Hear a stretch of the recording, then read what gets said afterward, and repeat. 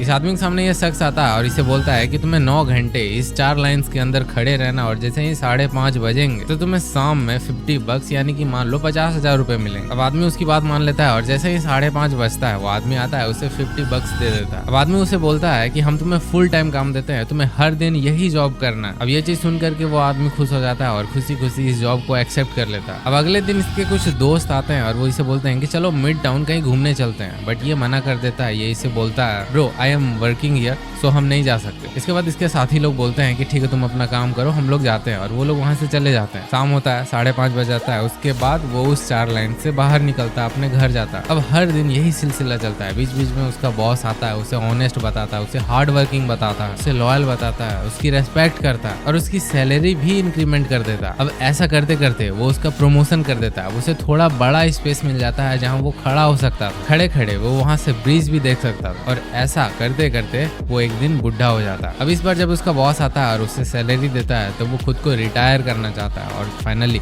जब वो रिटायर हो जाता है तो वो सामने बैठी एक बच्ची के पास जाता है और उसी खिलौने को वो लेता है और उसे खेलने का जैसे ही वो ट्राई करता है वो गिर जाता है। अब इस वीडियो से जो मैसेज निकल करके आ रहा है उसे बहुत कम ही लोग समझ पाएंगे, और अगर तुम समझ लियो तो कमेंट में बताओ, देखते हैं तुम कितने हद तक सही सोच पाए।